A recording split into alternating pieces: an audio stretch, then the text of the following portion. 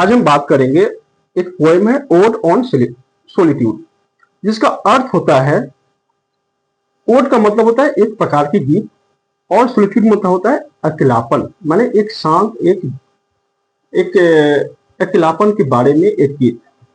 जो ओड है वह एक ग्रीक वर्ड है, और इस पोएम को लिखा है अलेक्जेंडर पोप ने। उन्होंने पूरी एक शांत और आत्मनिर्भर जीवन के बारे में इस कविता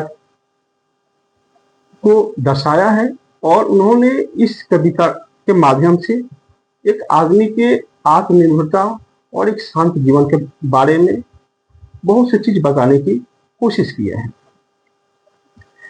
तो सबसे पहले जानते हैं थोड़ी सी अलेक्जेंडर पोप के बारे में। अलेक्जेंडर पोप जो हैं, उन्होंने जो बहुत से पोएट हुए, कवि हुए 1688 से और 1744 के बीच में, जितने भी आलोचक कवि हुए उसमें से एक इनका भी नाम आता है। और ये जो है विशेष तौर पे he was also a critic, एक आलोचनात्मक के रूप में जाने जाते हैं। लेकिन अगर मुख्य रूप से देखा जाए तो वह एक प्रकार से आलोचक कवि के रूप में ही जाने जाते हैं। उन्होंने बहुत से पोएमें लिखी, बहुत से ऐसे लिखे, लेकिन उनकी दो जो पोएम है, ऐसे है, वो बहुत फेमस हुआ। द इपिटस, the two of his other famous work as essay on criticism and essay on man। उनकी दो जो ऐसे हुई, क्रिटिसिज्म पे, आलोचना पे, और एक मैन पे, जो बहुत फेमस हुई। कहता कि ode is a poem address to a person and object. जो ओड है, एक पोएम जो उनकी है, वह इसमें एक पर्सन, एक ऑब्जेक्ट के बारे में उन्होंने एड्रेस कर रहे हैं, लोगों को बता रहे हैं। The Greek word ode means choric song generally accompanied by a dance. कहता है कि जो ओड वर्ड है, इसका मतलब होता है कि लोगों के द्वारा डांस के बारे में एक संबोधन गीत का, इसका मतलब होता है कि डांस का एक संबोधन गीत जो होता है, उसे ग्रीक में हम ओड बोलते हैं। कहता है कि the term is presently used to refer long meditative lyrics poem that in a dignified manner address the noble subject। कहता है कि जो यह पोएम है, प्रेजेंटली एक लंबे समय, लंबे उदाहरण के तौर पे, या एक लिरिक्स, पोएम की लिरिक्स के आधार पे हम देखा जाए तो एक अच्छे सब्जेक्ट के रूप में इसे भी हम जान सकते हैं, बता सकते हैं। In the present poem odd on solitude the poet draw a beautiful picture of the happy man. और जो पोएम है ओड ऑन सॉलिट्यूड के माध्यम से जो कवि है, यह एक हैप्पी मैन, एक खुश आदमी की बहुत से सुंदर पिक्चर को खींचने की कोशिश किया है। मतलब कि आदमी के, एक हैप्पी आदमी की क्या निशानियां हैं, उसको बताने की कोशिश किया है।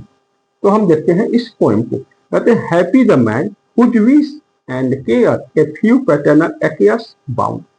कहता है कि इस संसार में वही आदमी खुश है, वही अच्छा है, जिसकी इच्छाएं और बहुत सीमित है, उसके जो सपने हैं बिल्कुल कम हैं, और उसके पास पैतृक संपत्ति भी जो है वो बहुत कम ही हो।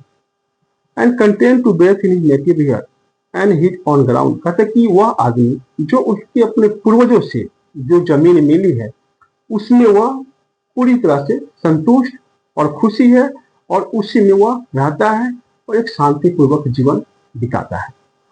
Whose herds with milk, whose fields with bread, whose force supply him attire, whose trees in summer air him shade in the winter fire. कहता कि वह आदमी जिसकी पशुओं से उसे दूध मिलती है, उसके खेतों से उसे खाने के लिए अन्न मिलता है, उसके पास जो जानवरें हैं, शिप्स हैं, उससे उसे एक कपड़ा बनाने के लिए एक प्रकार की उसे ऊन मिलता है, उसकी जो पेड़े हैं, खेत में जो पौधे हैं, उसे एक प्रकार से समर में छाया मिलता है, और ठंडी के मौसम में उसे आग जलाने के लिए लकड़ी भी मिलता है। Blessed who can unconcernedly find hours, day and years slide soft away in the health of body, peace of mind, quiet by day. कहता है कि वह आदमी धन्यवान है जो बिना कनेक्ट हुए, बिना किसी कंसर्न के, बिना किसी चिंता के, बिना किसी दुख के, वह आदमी घंटे, दिन और ईयर्स उसके धीरे धीरे कट जाते हैं, उसको पता ही चलता, और उसकी मन में शांति भी है और उसके बिल्कुल शांत स्वभाव से उसके दिन वन बाय डे कट रहे हैं. कहता sound sleep by night, study and eat together makes sweet education and innocence which most dogs please with meditation. कहता है कि वह इंसान जिसको रात को अच्छी नींद भी आती है, वह एक आराम तरीके से, ये बिल्कुल बिना टेंशन के, बिना किसी चिंता के, वह अध्ययन भी करता है, रहता भी है, और सभी मिला के वह प्रकृति में मनोरंजन भी करता है और उसकी मासूमियत और मेडिटेशन के माध्यम से अपने आप को खुश भी रखता है. Thus let me live unseen, unknown and unplummet, let me die.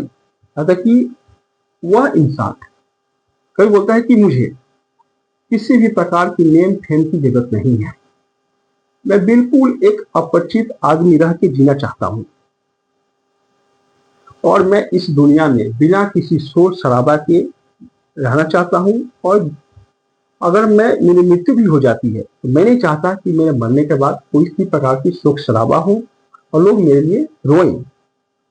Steel from the world, बोलते कि मैं चुपके से इस संसार से चला जाना चाहता हूँ ताकि किसी को पता न चले और किसी प्रकार की मेरे लिए गिदरिंग ना हो, कुछ हल्ला ना हो, मेरे लिए कोई शोक व्यक्त न करे.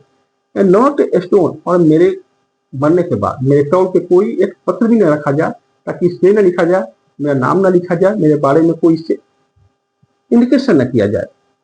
तो बोलते हैं कि टेल मी वेयर लाई, और इस सभी चीजों के बाद बताइए मैंने इसमें क्या गलत बोला. तो ये जो पोएम है पूरी की पूरी प्रकृति एक हैप्पी मैन के बारे में लिखा गया है. एक बहुत अच्छी पोएम है और इसमें जो कवि हैं उन्होंने प्रकृति में रह के मनुष्य कैसे सुखी रह सकता है और कम चीजों में कैसे एक संतुष्टि पा सकता है, इसके बारे में वर्णन किया गया है और कवि ने इस चीज को दर्शाया है. इसका हम शॉर्ट आंसर देख लेते हैं क्वेश्चन के. Name the poem and the poet.